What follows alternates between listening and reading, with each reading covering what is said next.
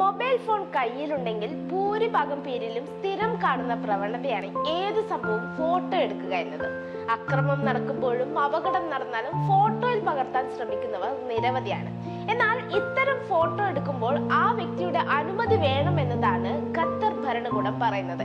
ആരുടെയും ഫോട്ടോ അവരുടെ അനുമതി ഇല്ലാതെ പകർത്താൻ പാടില്ല. ഇനി അപകട സമയത്തെ ഫോട്ടോകൾ നിയമവിരുദ്ധമായി പകർത്തിയാൽ ജയിലിൽ വരെ പോകേണ്ടി വരും. മാത്രമല്ല വലിയ തുക പിഴ കൊടുക്കേണ്ടി വരികയും ചെയ്യും. ഖത്തർ ആഭ്യന്തര മന്ത്രാലയമാണ് ഇക്കാര്യത്തിൽ പുതിയ നിർദ്ദേശം നൽകിയിരിക്കുന്നത്. അപകടത്തിൽപ്പെട്ടവരുടെ ഫോട്ടോ പകർത്തിയാൽ കടുത്ത നടപടി സ്വീകരിക്കുമെന്നാണ് ആഭ്യന്തര മന്ത്രാലയത്തിന്റെ മുന്നറിയിപ്പ്. സ്വകാര്യതാ ലംഘന നിയമത്തിന്റെ പരിധിയിൽ വരുന്ന കുറ്റമാണിതെന്നും ആഭ്യന്തര വകുപ്പ് വ്യക്തമാക്കുന്നുണ്ട്.